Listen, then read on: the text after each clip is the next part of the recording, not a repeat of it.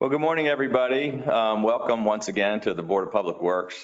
We're going to start this morning. We're really pleased to be able to start by recognizing some very deserving state employees for their outstanding work.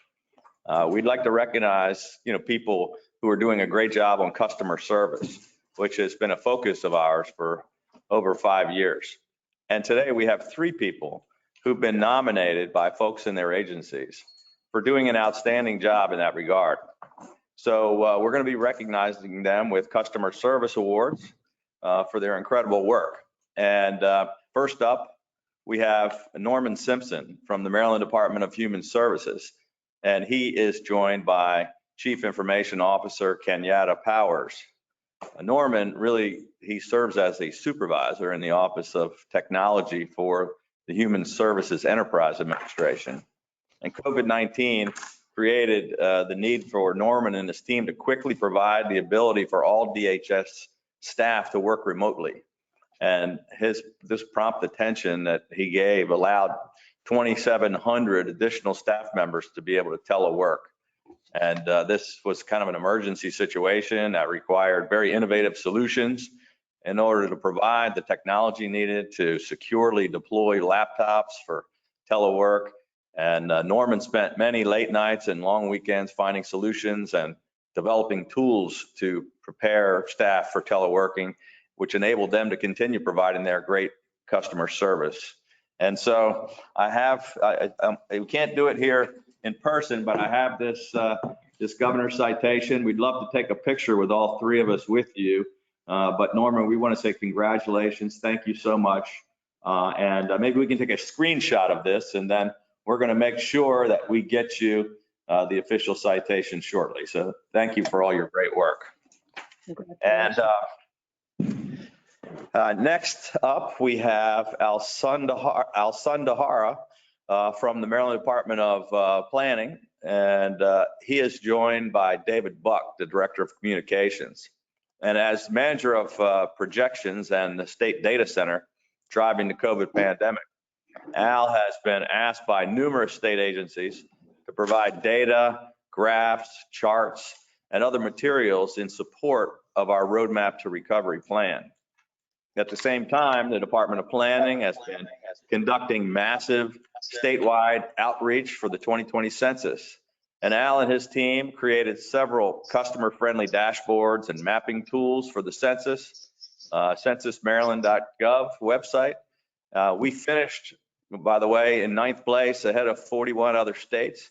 So I want to congratulate the entire department and everybody who worked so hard. But the department says that Al is always extremely polite and friendly and ready and available to assist, whether it's on a deadline or a weekend or after hours. So we want to congratulate you as well, and thank you very much for all of your great work. Thank you. Yeah, thank you very much. Thank you. And last but certainly not least, we have Ralph Hurd from the Maryland Department of Agriculture.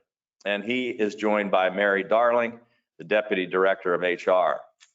And as manager of the mosquito control section in Hollywood, Ralph is known for his sound judgment and ability to deploy limited resources to get the job done.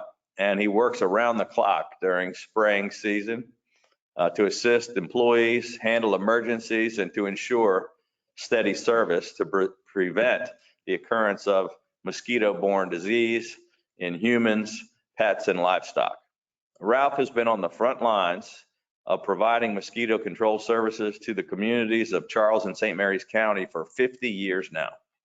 He was hired as a motor equipment operator for the Southern Maryland Mosquito Control Office at the University of Maryland in 1970. In 1973, these functions and staff were transferred to the newly created Maryland Department of Agriculture. So Ralph, we want to sincerely thank you for your many, many years of dedicated service to the people of Maryland. So congratulations to you.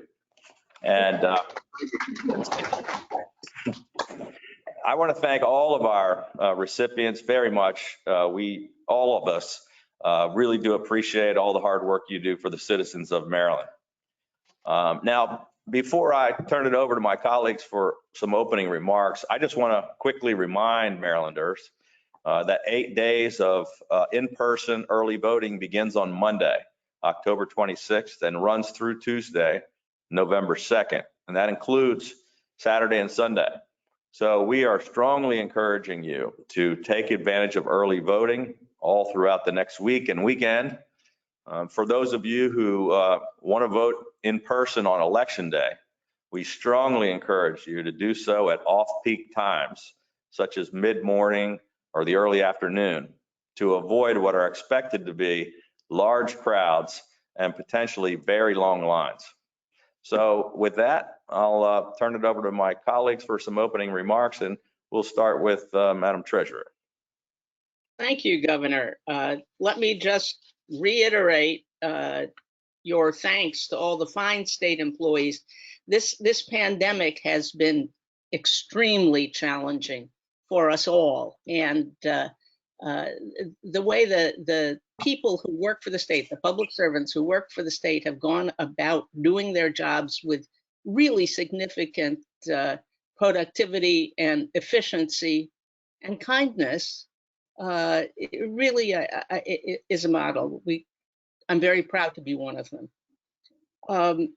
And yes, in-person voting, early voting starts Monday. I hope our turnout continues to be terrific. The mail-in votes are still going in, and they number way beyond what we've ever had before. I would just urge everybody who requested a ballot to send it in. Don't sit on it. Send it in or go by the drop box. Your local high school and many other places, it's easy to find out where they are. They go in and they are protected and they are secure and they are counted. We did, and I can't tell you the feeling of pleasure. I mentioned it last week, but the pride of being part of democracy. I thought, Governor, that you were going to mention something about the vaccine, Maryland's plan for vaccine rolling out, which I saw in the paper yesterday, and it's good to know that, as usual, Maryland is trying to plan and look ahead. I just hope we have the opportunity to actually use a vaccine when it's fully developed. I also had a question, and I don't know whether it should be now or when we get to some item that the Department of Health or Human Resources is dealing with, but the issue has come up very recently about unhealthy drinking water on the Eastern Shore. And I would just request, maybe, Governor, that you could ask the appropriate departments to look in and give us back a report on what the situation is, and if in fact there is a serious situation at all. And with that, it's good to see everybody, and I would turn it over to the comptroller. Thank you, Madam Treasurer. And Governor, good morning. Obviously, as my colleagues on the board know, and people that are frequent attendees of these proceedings are well aware, I have for the last 7 months been suggesting to the administration that they need to invest at least $500 million for a small business rescue and stimulus package. Why did I do this? Because the pandemic, through no fault of their own, has decimated our small business community. I've been on countless Zoom calls with chambers and other gatherings of small business owners, all sizes, all shapes, different industries, located in every nook and cranny and region of the state. And they all tell me one thing over and over again: we need help. So we have over 170,000 small businesses across the state. My experts are estimating now, sadly, that almost 30,000 have already closed or will close their doors permanently. And once again, this is through no fault of their own. This is just the mishandling of the virus by the federal government. And as a result, we have this tremendous economic damage. And I'm not talking about new businesses. I'm talking about businesses like Sunset Restaurant in Glen Burnie, 60 years in business, backbone of Main Street up there, and gone, finished. They're owned by a family, the family business, passed down through generations, gone. All the tax revenue that we get, gone. So not going to come back. And, you know, Enchanted Arts here in Annapolis, yesterday I drove with my wife up Main Street in Annapolis. I've never seen so many for lease signs in windows. Clyde's and Soundry in Columbia, Apple Discount Drugs in Berlin. The list goes on and on and on. So we all talk about how we support small businesses. I know we're all elected officials here at the state level. We really sincerely believe what we're saying. But the question is, can we do everything we can to save them during this unprecedented economic crisis? Obviously, they feel, and I feel now, that we haven't done enough. And these small businesses, frankly, are getting kind of tired of rhetoric from politicians like me, where we come up and say, hey, you're the backbone of the community, you're the heart and soul of the state's economy. And they keep saying, yeah, that's a nice soundbite, but could you please put your money where your mouth is? So speaking to myself and all politicians generically here in Maryland, 5% of our small businesses have gotten state relief. 70% got the first stimulus, federal relief, the federal, Paycheck Protection Program, but that's over, that's gone, that's disappeared, it's no longer in existence.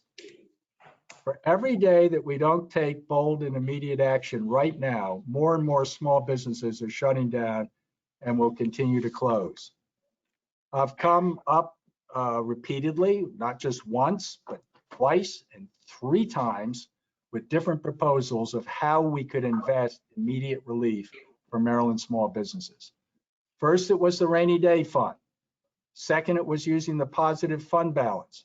And third was increasing our capital debt and using that as a backstop. All 3 of these have been warmly received by businesses around the state, but have not gotten any traction here. Governor, God bless you, but the other day you suggested that I wanted to drain our rainy day fund, that my proposals would result in the elimination of entire state agencies, putting thousands of state employees out of work. I think you said tens of thousands was in the newspaper yesterday. I don't care about that. I mean, I don't take it personally. Gosh knows, maybe you just got misinformation or something. But my staff is pretty stung by that because it's completely inaccurate. You and I both know that's not what I'm proposing. You and I both know that we have the money in the reserves to get this done without resorting to draconian cuts. I'm happy, obviously, to work with anybody, put my agency resources at service to figure out how to do this quickly. It's got to be done not within months. It's got to be done not even within weeks. It's got to be done within days. And it can be. I would suggest, obviously, the most available money is the $585.8 million in the positive fund balance as of June 30th. That money should be immediately allocated towards this purpose. If we don't do it, frankly, December's too late. Winter's coming. They're going to close. They're going to close. So this is obviously not about me. I'm just reflecting what is going on out there in the small business community. But everybody on this meeting this morning, we're all getting paychecks every 2 weeks. We're not worrying about paying the next bill, comes in the mail. We're not worrying about whether we'll be homeless at the end of the month. The homeless at the end of the month is because these small business people are putting their 401ks They're putting their retirements, they're putting their savings, they're putting everything into supporting their business.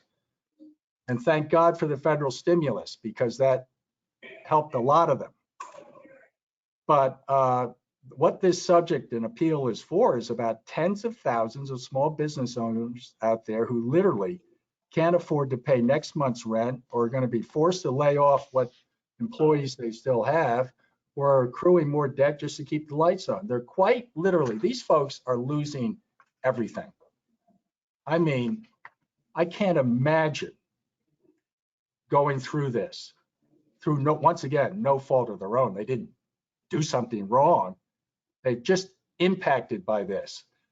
And so it's obviously become glaringly evident that the federal government's having trouble doing what they're supposed to do and getting a second round of stimulus. And I will say, most of us in Maryland are moderate as far as our fiscal policies, but this federal stimulus is crucial. And we need to match it with some state stimulus.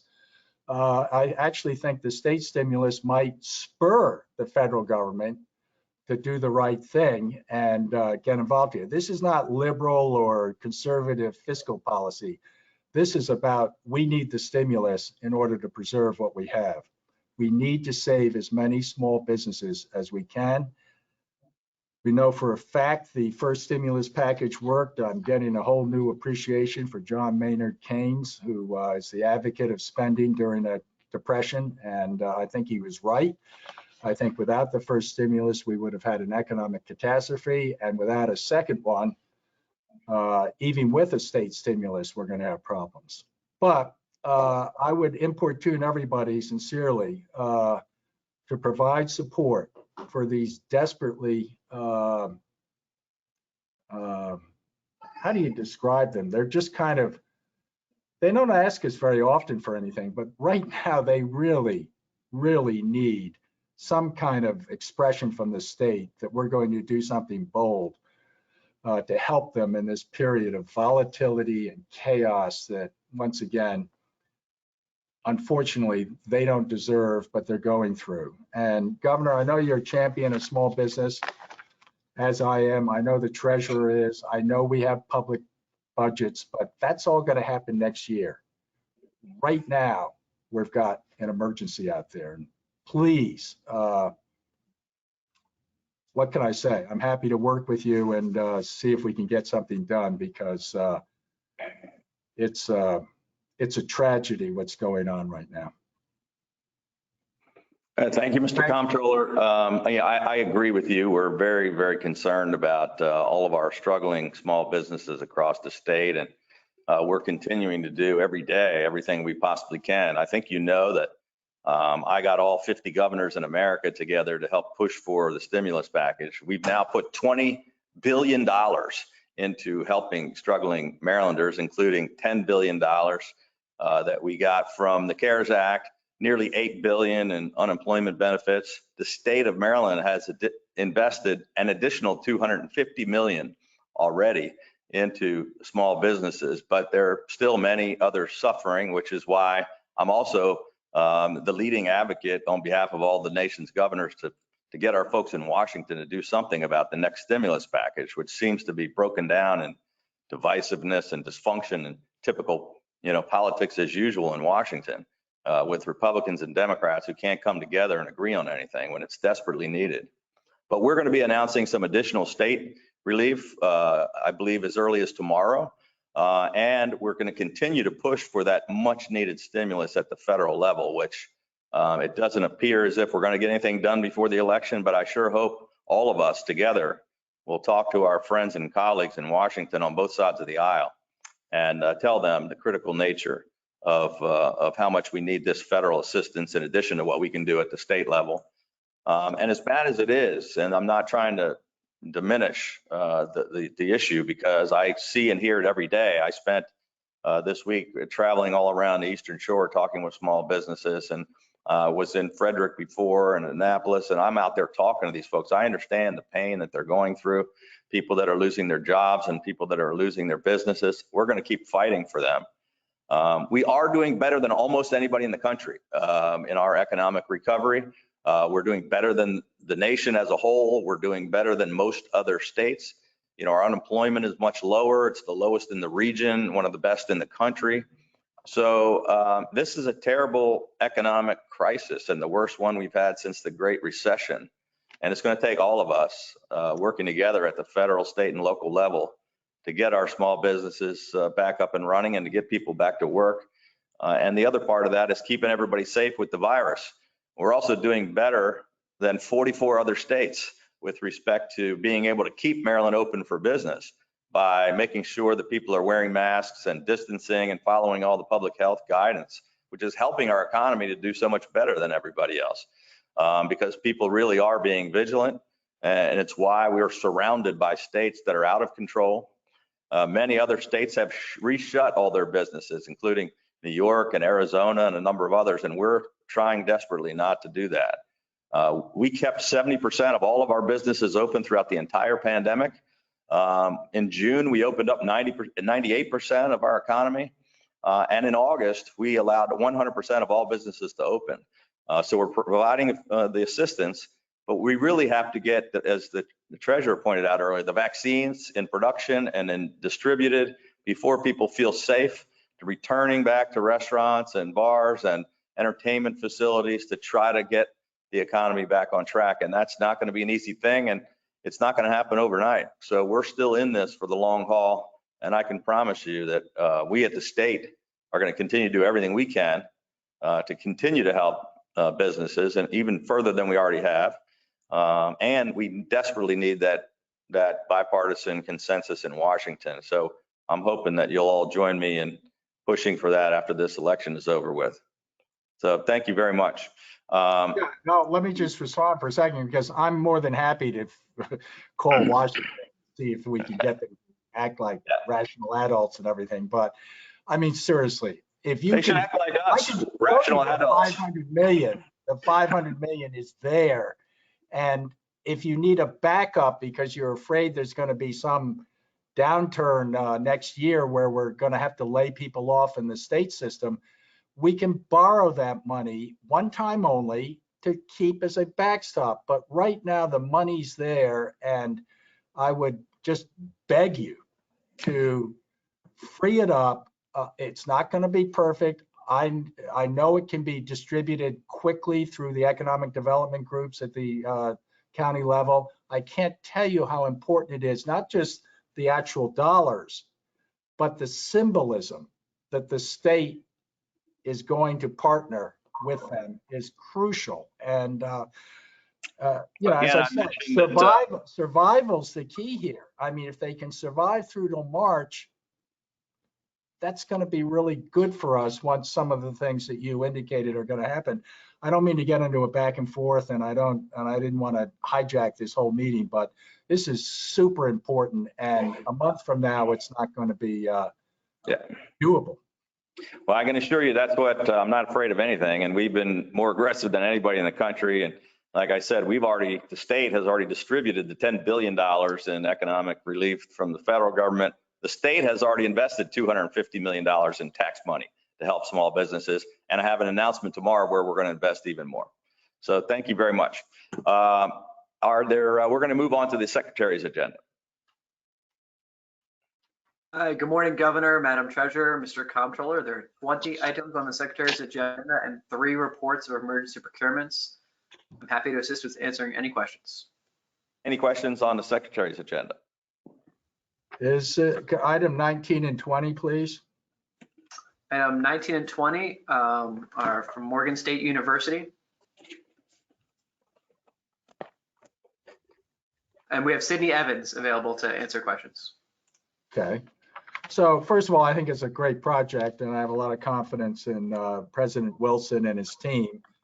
And I think it's, you know, very appropriate, forward-thinking leadership for Morgan. But I've been contacted by dozens of frustrated parents and students from Towson and the University of Maryland College Park who apparently are begging for relief from a state agency or a semi-state agency, Medco.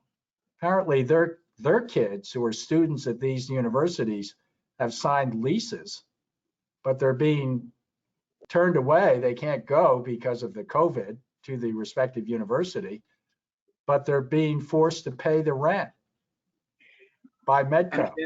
And mentioned that Medco Robert is saying Brennan and something Jeff about, Wilkie. we have to in order, because we have to pay our people. What's that all? Is Medco here? I think they're funding the Morgan State project. Is there a Medco representative on the? Mr. Comptroller, I understand that Robert Brennan and Jeff Wilkie from Medco are participating in the meeting this morning.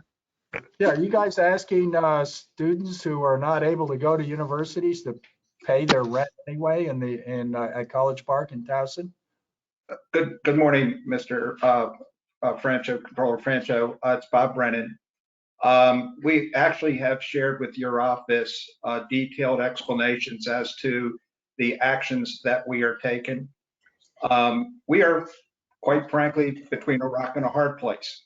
I have a legal obligation to the bond investors who lent the monies on these projects to operate these facilities in accordance with the budgets that were set forth that are approved by the university, Medco, and the operators. We are operating these much like private projects. I will tell you, we are in conversation with the universities. We have made a lot of progress, and particularly with Towson, and with our occupancy levels at where they are right now at the University of Maryland College Park. I don't think we're going to have a cash flow problem. I do have a problem in being able to go back and tell tenants that they're being released from their obligations. I will tell you, we have allowed for students to find replacements. We have allowed for medical deferments, and we are working with the managers. I've told them, go about your normal collections, but we are not going to take any aggressive collection measures against the tenants. I do believe with the operations that we have in place, with the number of students that are occupying these facilities, we're going to be able to get by without having to go pursue the leases. But I'm in a very precarious situation of being able to tell a student that has a lease, a license agreement, that they can be released. I say this with caution because if this pandemic were to take a turn for the worse, the investors are going to come back to me and say, you have to go out and collect the money. I hope I don't have to do that. I don't want to have to do that. But I hope you understand that we are walking a fine line in balancing the responsibility that we have to the people that lent us money and to the operations of the school. And I will tell you, we've been talking to Towson. They've probably been providing more noise about the issue. We had a good conference call on Friday. We have another call this Friday, and I believe we have a resolution. I have to get my board approval. I did brief my board on Monday of our tentative plans, and I think we're going to come up to a solution where Towson will solve the problems there. College Park, it's a little bit different. I can get into all the details, but without laboring all the intricacies of what we're having to deal with. Believe me, we are empathetic, we're sympathetic to what's going on.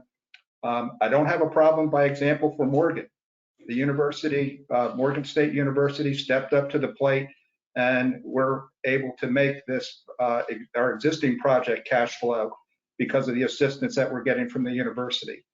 I don't have problems at Salisbury and Frostburg because they allowed students to move in, and we have very high levels of occupancy.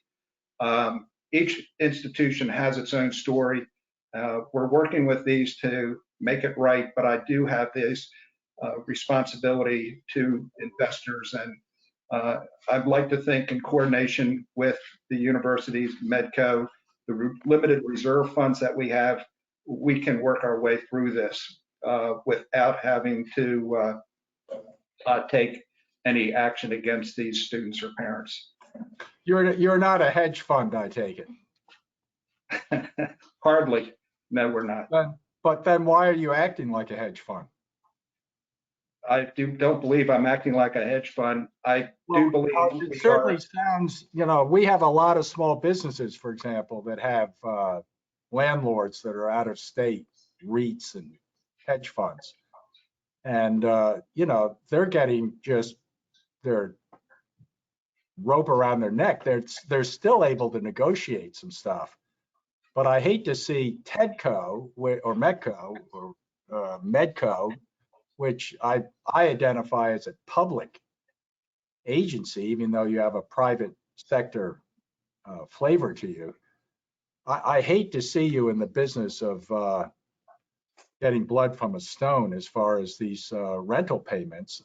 And I hope that you're able to work things out. And I hope the universities will step up and perhaps the legislature at some point. But you're a public entity in my mind. And I hate to see you giving me something that, the banks give me when they say, gee, I'm sorry, we have to foreclose on these poor small businesses because they've all signed these leases.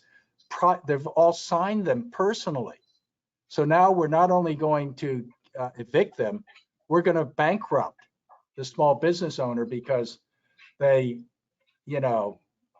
probably never thinking it would be called upon, put their own name on the lease. And yeah, legally you can do that, but boy, you have to really have a harsh view of folks to push that through. And so I hope whatever you work out, you can get back and report to us and make sure you're not causing further distress to Maryland families that, once again, they're not responsible for. They didn't screw up the COVID situation. That happened down there in Washington. So why not declare to your investors, whoever they might be, that they're going to have to be a lot more tolerant of the situation until, as the governor says, we get some kind of medical solution. I understand where you're coming from. And one, we are a public-private entity. We do wear the umbrella of the state. We carry that banner with pride. We have a very strong team. We're trying to work through these problems. And I understand where you're coming from. I wish I had an easy solution. I do not want Medco's problems to be a big state problem. I understand that we have families out there that are requesting certain relief. I'm going to repeat myself. While those transactions are out there, those leases are out there, those licenses are out there, we are not aggressively pursuing. I'd like to think that we can get through this, have cash flow, and we will not be pursuing these obligations in the long run. But I don't have the answer you're looking for. I apologize. I'm doing what I believe we have to do. It is also with advice of counsel. It's advice with bond counsel who advises us. Our financial advisor has said the same. So I understand where you're coming from.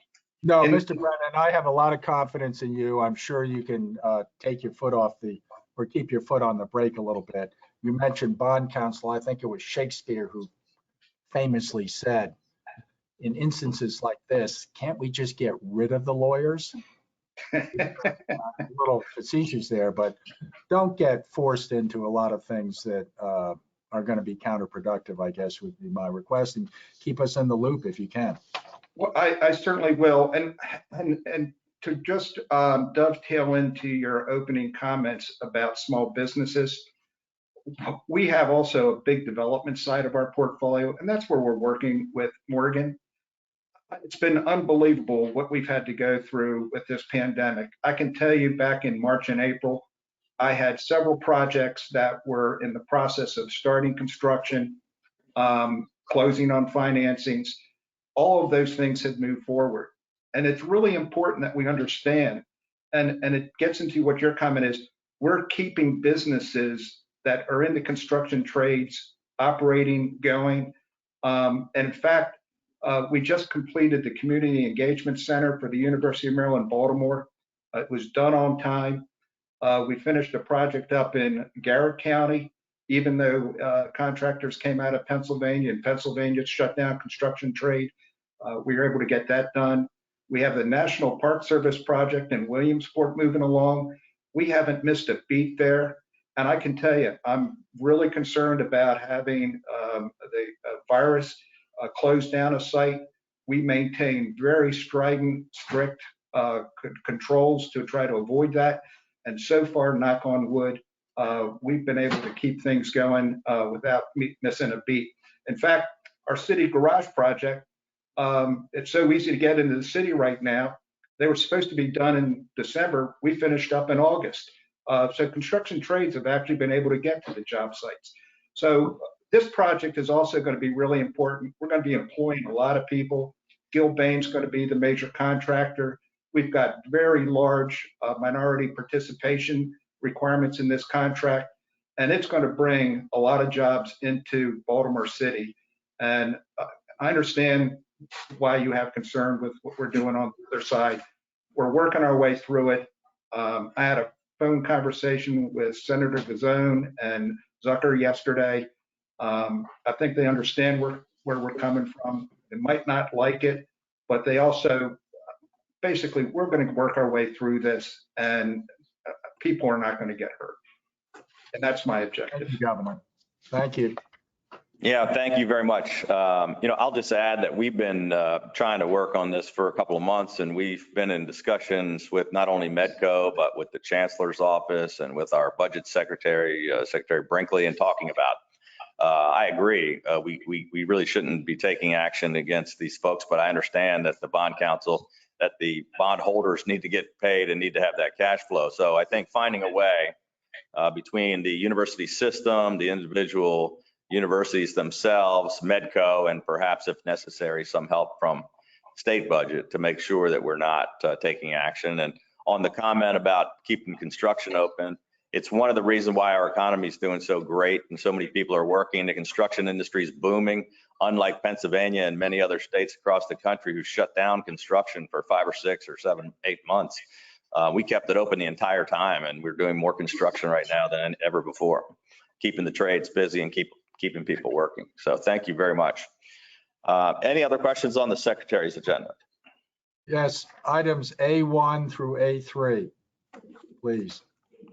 Items A1 through A3 are emergency procurement reports from the Department of Health. We have Dr. Robert Myers available. Great. Dr. Myers, could you just update us on what the status of rapid testing is in Maryland? And I believe that there was an announcement last month by the governor that we're purchasing rapid antigen tests through an interstate compact. I guess the question is, what's the status of that, and how accurate are the results of these tests compared to the other tests that were accustomed? Yeah, I can handle that one for you. Dr. Hogan. We announced about a month ago that we put together a bipartisan group of 5 Democratic governors and 5 Republican governors for the acquisition of 5 million rapid 15-minute antigen tests. We did an announcement at Becton Dickinson, who employs several thousand people here in the state of Maryland. These BD tests, the rapid tests, are not the same as the diagnostic testing that takes 24 to 48 hours, and they're not as accurate, but they're about 86% accurate. We're the first state in the nation, and the first state in this compact to get our first 250,000 of these rapid tests, with more on the way. We're also getting rapid tests from the federal government, which are already out to all of our nursing homes. So we're using Abbott tests, BD tests, and Quidel tests, and we're starting to implement them in lots of different, very important areas. I'll just stress that they don't take the place of the more accurate, longer term, fully diagnostic tests that are more accurate. But these Becton Dickinson tests don't show false negatives. In about 14% of the cases, they might show a false positive. So if you get the quick test and it shows you're positive, everybody's immediately gets the full test and waits the 24 or 48 hours. But I would say the federal government has finally stepped up in this area, and our state government has been leading once again the testing strategy. Well, I kid ourselves that Dr. Hogan and Dr. Francho and Dr. Kopp are in charge of this thing, but seriously. I have several honorary doctorates, but they didn't give me a white coat, you know. Yeah, no, but I just want to make sure that, because I noticed that the winner of item A3, Thermo Fisher Scientific, the U.S. Food and Drug Administration alerted clinical lab staff and healthcare providers of a risk for inaccurate results using test kits specifically from them. And I just wonder, are we, the 14% positivity finding that results in a second test, that can be pretty, that's a pretty large percentage. I'm wondering if. Not really, because the earlier versions of these tests were about 50% accurate, and we refuse to use them. These are the best ones available anywhere in the world. Well, that's good. But if, you know, someone takes the test and they're, you know, I don't know what the science of these tests without the real test. That's absolutely part of the strategy. Yeah, and I'm, you know, perhaps the 14% figure is right or not, but the issue that I would like is that to at least hear from you perhaps, Governor, is that are we testing, you know, is it state-run laboratories that are doing this, or are we doing independent laboratories, independently operated ones? Well, the great news about these rapid tests is they don't need a laboratory. You get the results right there on a little tiny handheld device. It's about not much bigger than a cell phone. And there's both private entities, all of our nursing homes and the state health department are all now providing them and getting them out to the most important areas where we need those fast results. And it's that in conjunction with the rest of our testing strategy, where we have a huge stockpile, where we're doing more testing than almost anyone. We've done over 3 million tests. All of that helps us get our economy open and keep people safe. Okay, so if I'm, for example, get tested with a rapid test and it shows that I have coronavirus, then you immediately, hopefully right there at the same time on site after the 15 minutes, get your other test, which you'll have to wait 24 to 48 hours to get the results. Yeah, so I'm just kind of in stark terror until that's done, but thank you. Well, we're gonna lock you down until you get the results of your second one. There you go. Anywhere near you. Yeah, that makes sense, but that could be a lot of people, particularly if they're subject to that. But anyway, if the doctor, who's the doctor on the line? Dr. Myers? Mr. Controller, this is Dana Dembro. You can call me Dr. Dembro if you want to. I'm the Director of Procurement for the Department of Health, the Governor, Madam Treasurer, Controller. We also have on the line the Chief Operating Officer of the Department of Health, and Dennis Schrader and I are both prepared to respond to specifics if you have questions beyond what the Governor has already informed you. Yeah, I just want to make sure this 14% false positive is in fact what's going on, because some folks have told me that where these rapid tests have come in, there have been like 60, 70, 90 people who are tested in a row are testing positive. And that A, obviously terrifies them. And B, if it's inaccurate, it completely gums up the system. I'm told that there was something wrong with how they actually, I don't know what, put the test together or something. I'm just curious as to whether you guys in the health department, A, agree with the governor, and B, are on top of this situation of these rapid tests not being particularly accurate. Mr. Controller, I believe that we are. I'm going to defer to Dennis in just a moment, but let me explain first of all, before he responds. There are two types of tests. One is the checking of antibodies. And in that case, if antibodies are detected in a specimen, that means the person has or had COVID-19. And oftentimes when the antibody test may not reveal accurately whether there are antibodies present. We are now upgrading to a genetic testing called PCR, the polymerase chain reaction.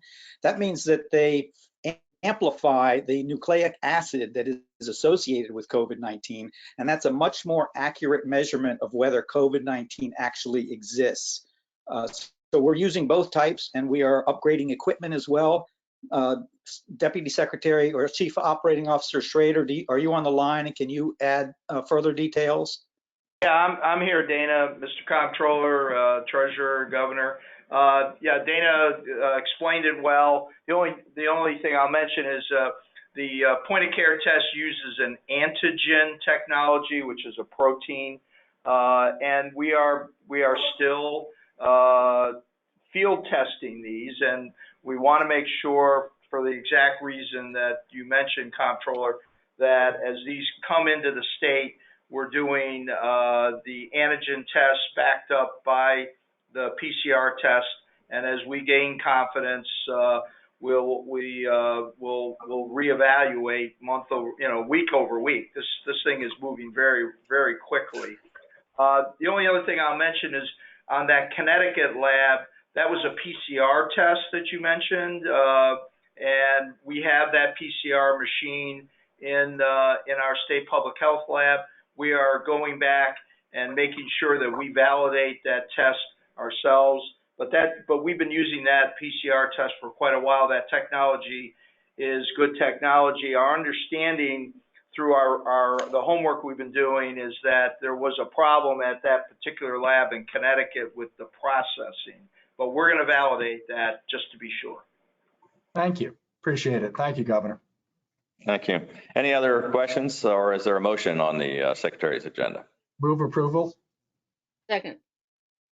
3-0. Now we're going to move on to DNR, real property agenda. Hi, good morning, Governor, Madam Treasurer, Mr. Comptroller. For the record, Jeannie Hadaway-Riccio, Secretary of the Maryland Department of Natural Resources. We have 12 items on our real property agenda today. We are withdrawing item 9A, and I wanted to just take a second to highlight item 12, which is approval of $20 million in rural legacy grant funding, $20 million in rural legacy grant funding, and also the expansion of 5 rural legacy areas, which will allow us to continue utilizing this really important land conservation program. With that, I'm happy to answer any questions you may have. First of all, Madam Secretary, let me just say I really enjoyed being with you in St. Michael's the other day and talking with some of the businesses, and appreciate all the work that your department's doing. I love the fact that we're breaking records in our state parks, and I want to just congratulate you and your team. And with that, anybody have questions on the DNR agenda? No, hats off to you, Governor, for putting $20 million in for the rural legacy program. Unless that was the legislature, maybe it was too, but that's a fabulous program. Madam Secretary, keep it up. It's the best thing we can do for the environment. Created by the former Speaker of the House, Cass Taylor, from Western Maryland, as part of One Maryland, and I think it has worked to bring Maryland together as One Maryland, and is a very good use, I'm sure the Comptroller would agree, of bond funds. And I would just want to mention 3A, the open space, Dorchester County. I received a communication from Senator Addie Eckert, who pointed out most particularly how important the 6 trash receptacles will be, since she herself spends significant time out there picking up trash and knows how difficult it is to keep the place safe and healthy. This is a nurse, Senator speaking, so I thank you for it. Well, thank you. First, Governor, and thank you for visiting St. Michael's along with the First Lady. I know our local businesses really appreciate your support and having the opportunity to engage with you. And to all the board members, thank you for your continued support of Rural Legacy. You may recall last year we celebrated 20 years and over 100,000 acres preserved, and that's due in thanks to your support of these programs. And Madam Treasurer, thank you for highlighting the Sailwinds project. As the Governor pointed out, we have increased use of all of our parks and all of our open spaces, and along with that comes the added impact on those spaces. So this is a really important project for the Cambridge waterfront. It's a highly utilized area. but a great recreational opportunity for the city of Cambridge right along the waterfront and connecting to our Bill Burton fishing pier. And I know Senator Eckert has been out there personally cleaning up that area and taking care of it as a resident of Cambridge, which we greatly appreciate her stewardship. Yeah, well, lastly, I just want to say I'm really looking forward to Saturday when we have the graduation, a swearing in of a new NRP class, where we appreciate all of those folks that are going to be part of one of the oldest marine law enforcement organizations in the nation, and I'm excited to be there with you on Saturday to congratulate these young men and women. Any other questions? Any other questions, or is there a motion? Move approval. Is there a second? All right, 3-0. Thank you, Madam Secretary. Now we're going to move on to the university system.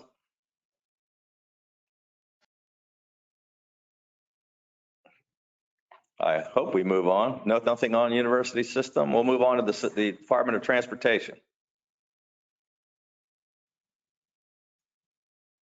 Morning, Mr. Secretary. Good morning, Governor, Madam Treasurer, Mr. Comptroller. For the record, my name is Greg Slater, Secretary of Maryland Department of Transportation. The Maryland Department of Transportation is presenting 18 items today for your consideration, and myself, as well as members of our team, are here to answer any questions you may have. Any questions on transportation agenda? Zero. Good job. Wow.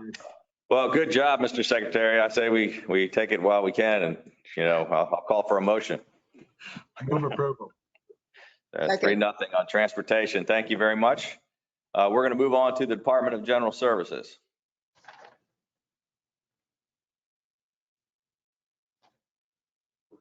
Well, maybe we're having some technical difficulties with university system and DGS. Are we? University has no items. No. Well, we have the Deputy Secretary of DGS here, but we don't have. No, I'm sorry. University. Oh, university has none. The DGS does. You have 26 items, I think. Yes, we do. Good morning, Governor, Madam Treasurer, Mr. Comptroller. For the record, I'm Nelson Reichert, the Deputy Secretary of General Services. Today, we are presenting 26 items for your consideration, including one supplemental item. We are withdrawing item 3AE. Representatives are all in line to answer any questions you have about the DGS agenda.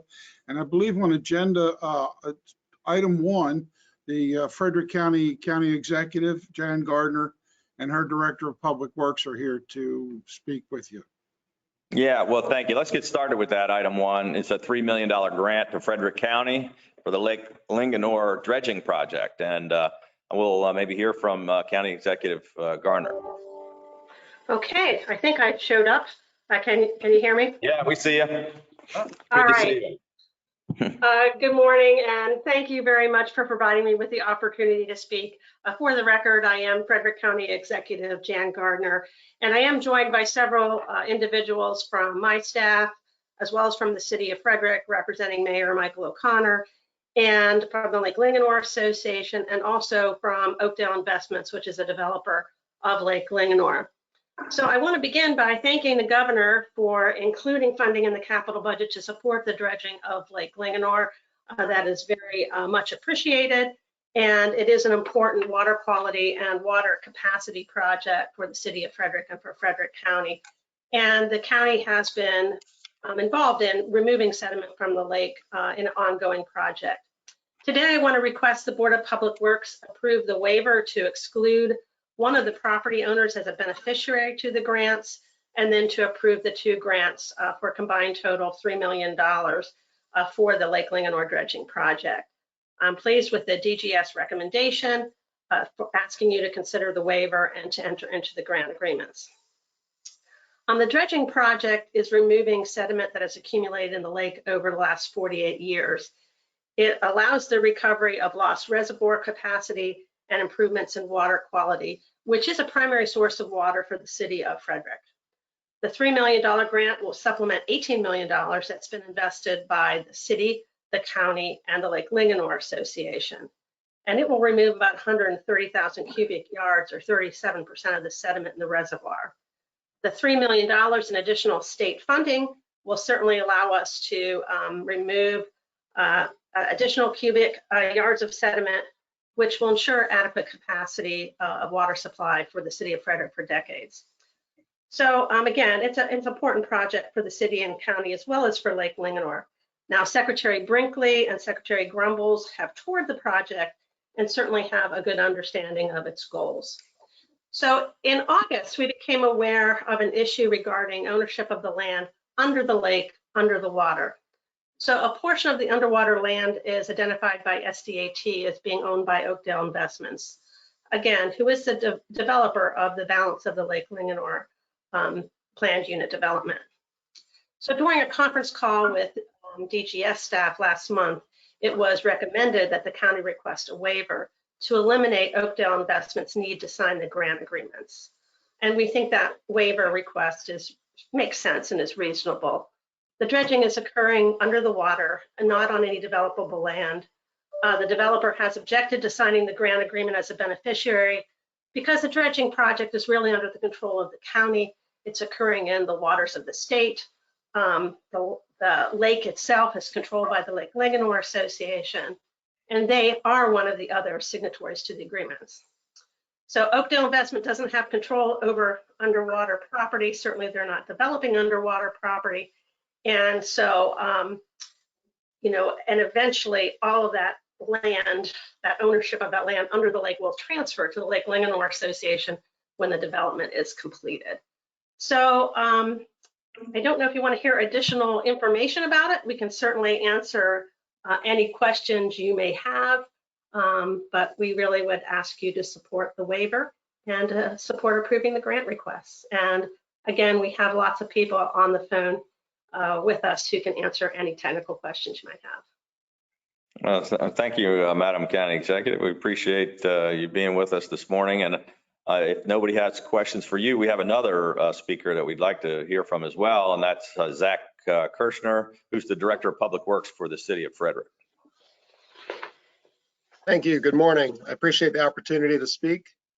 I'm here representing the City of Frederick, and for the record, my name is Zach Kirchner, Director of Public Works.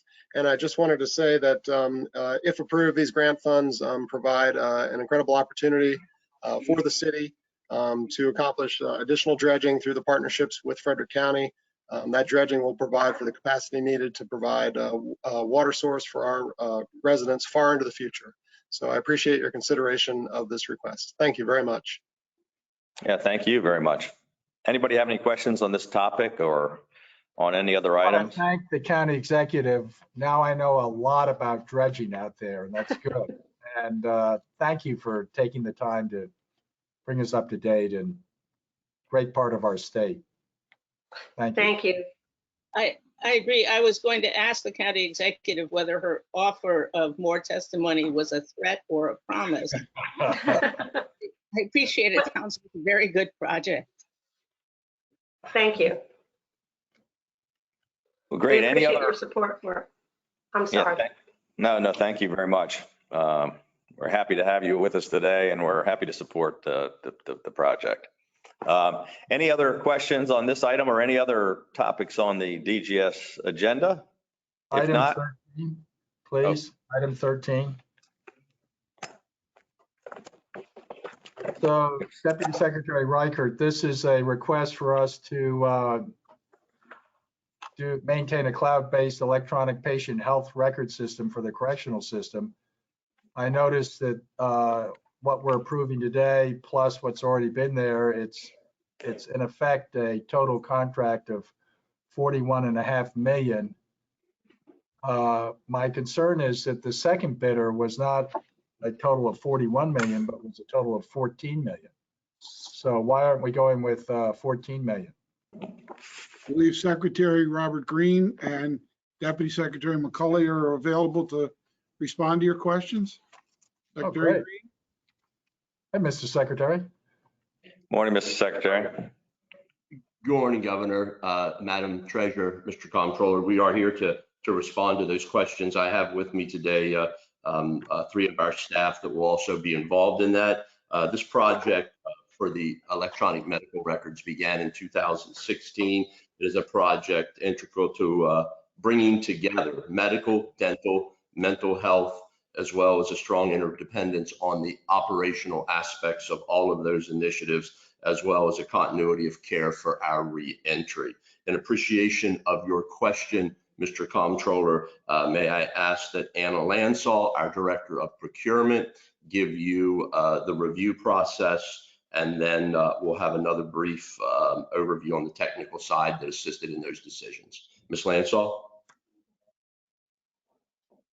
Good morning, Governor, Comptroller, Madam Treasurer. For the record, my name is Anna Lansall, Director of Procurement for the Department of Public Safety and Correctional Services. Regarding your question, NAFCARE was deemed the susceptible bidder as they met all the requirements of the RFP and took no exception. Therefore, NAFCARE's price proposal was open and evaluated accordingly. The department provided opportunities through discussion and best and final offers to allow NAFCARE to revise its pricing. Even though NAFCARE submitted a low price and missed the opportunity to submit revised pricing, it still does not provide adequate justification to disqualify NAFCARE from being reasonable, susceptible for being selected for award. If I may ask as well, our project manager who did the technical evaluation, which will speak to how the pricing was developed, Amaro Tam, please.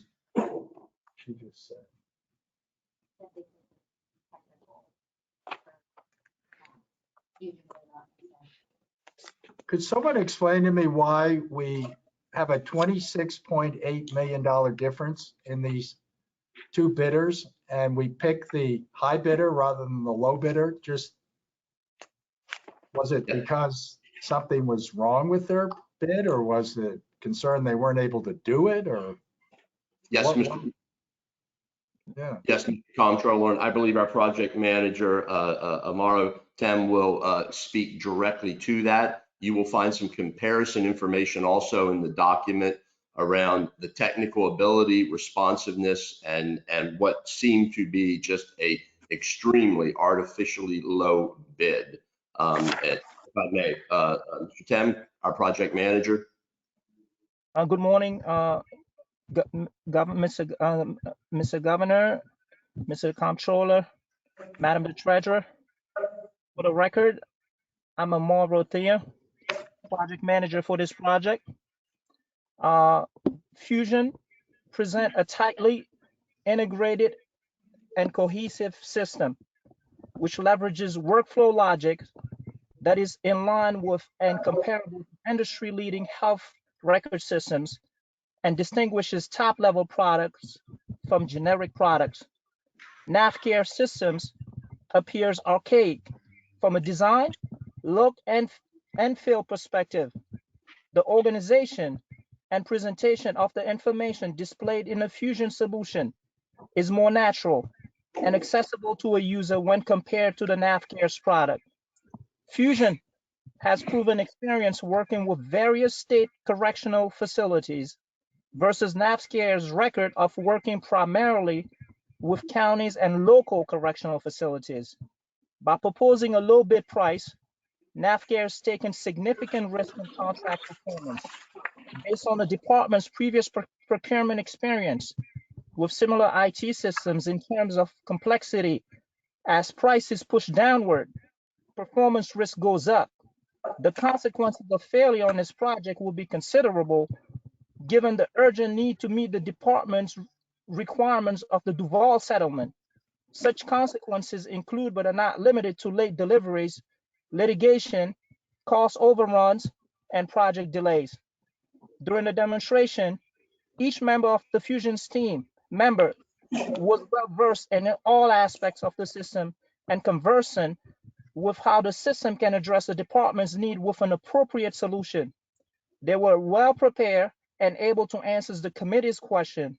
In doing so, Fusion showed the committee they could have confidence in their ability to identify key resources to complete this project.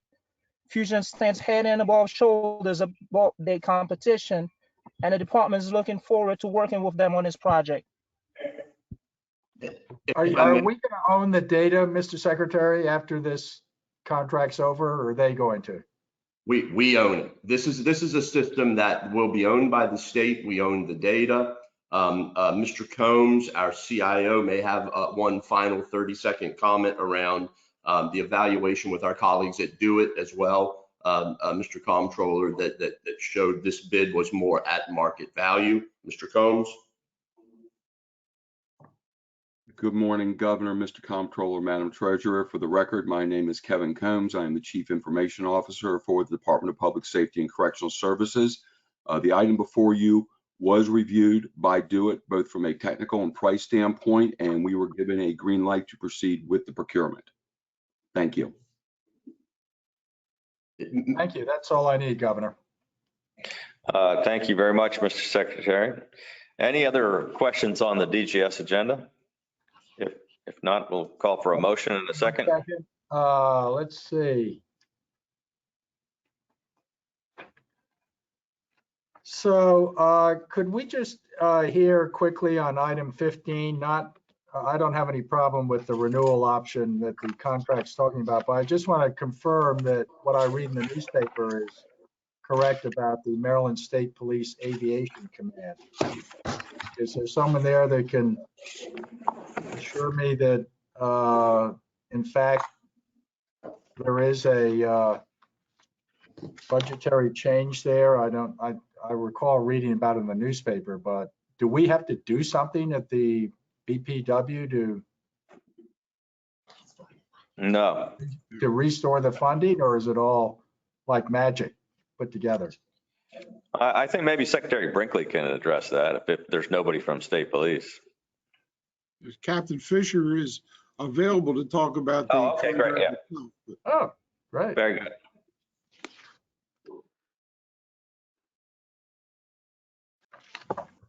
Captain Fisher? Good morning. Yes, Captain Fisher's here. Governor Ergen, Mr. Comptroller Francho, and Madam Secretary, Madam Treasurer.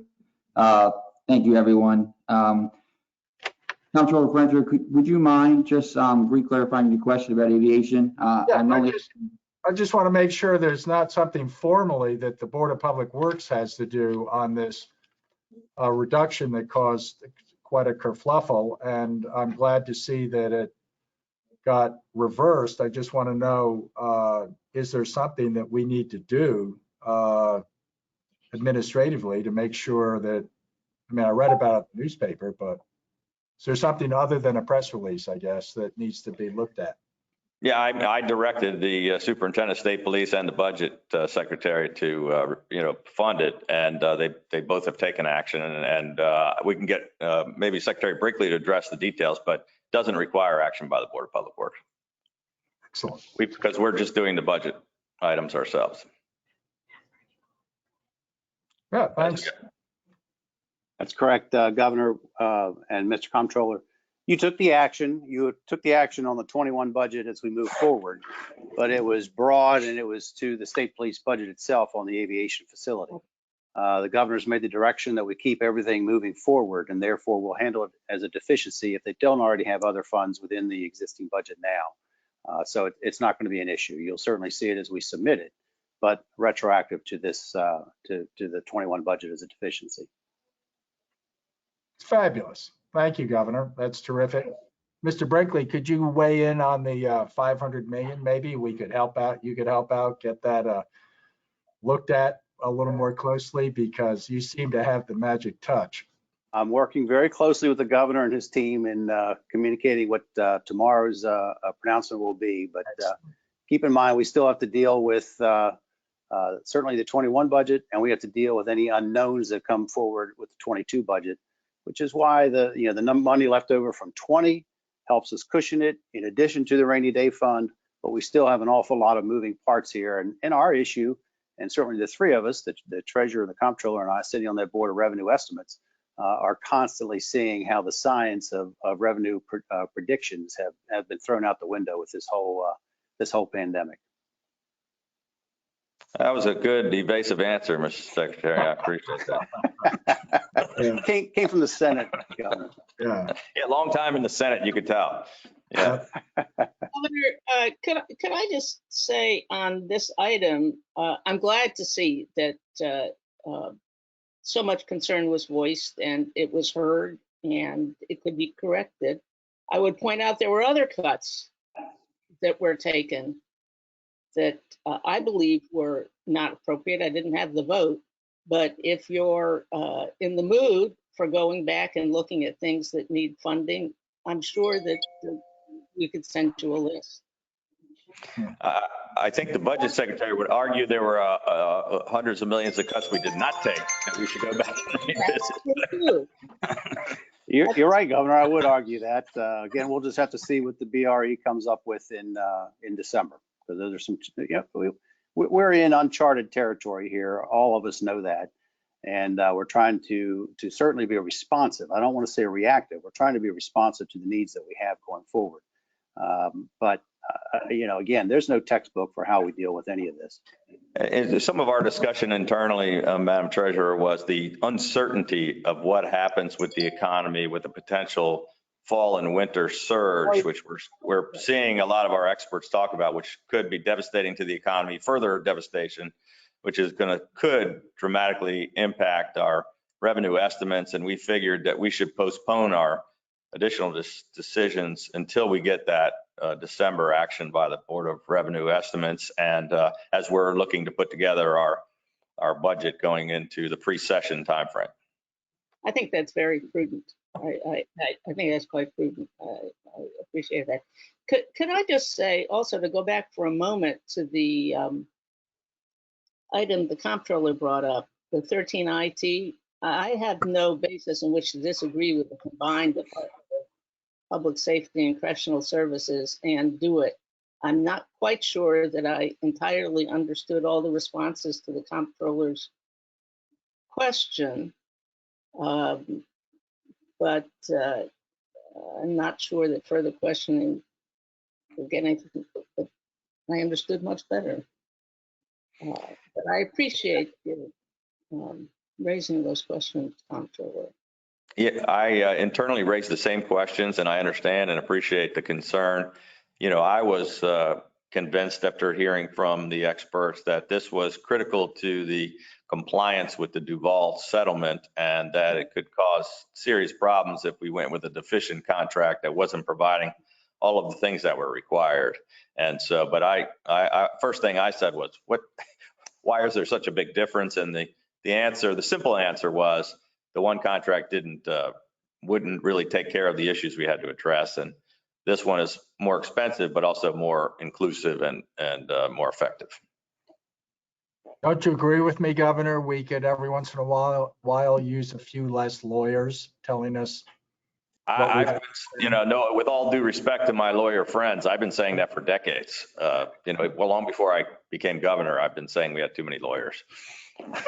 Well, Governor, I'm not sure that I disagree that we need people besides lawyers, but I would point out to the comptroller that Shakespeare said that in the context of first we kill the lawyers and then you do away with law.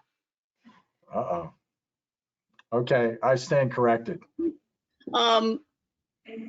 7S is about DJS physicians, and I support the item, but it seems to me that DJS has had problems with the care and physician care at their institutions and their facilities for years, as well as other contracts. And I just would love to hear at some point how this is being approached and what the answers are for getting at, with the resources we have, the state salary, et cetera, the sort of professional assistance that DJS needs. Just at some point. Madam Treasurer, Joe Clary, the Chief of Staff, is here available online to address your questions. I assume Mr. Clary is ready to address the question about item 7 in particular. I think my question is a broader one, however, and I'm not sure. Maybe we can have Secretary Abed follow up with you directly, and answer any questions you might have in a broader sense rather than just on this item. And let me say these are problems that predate the secretary. I'm not drawing a bead on anyone in this, but it's an ongoing concern. We will be in touch with Secretary Abed to meet with you and address your questions. Thank you. Thank Move you. approval, if that's appropriate, move approval. Very good. Is there a second?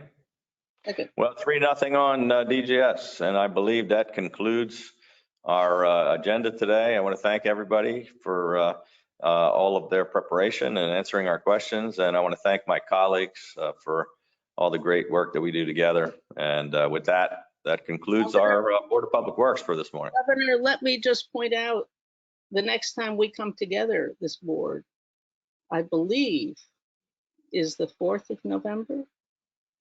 Yeah, we hopefully will know some result the next time we get together. I'm hoping that we're not still counting votes by then. See you then. Okay. Take Thank care. you. Yeah.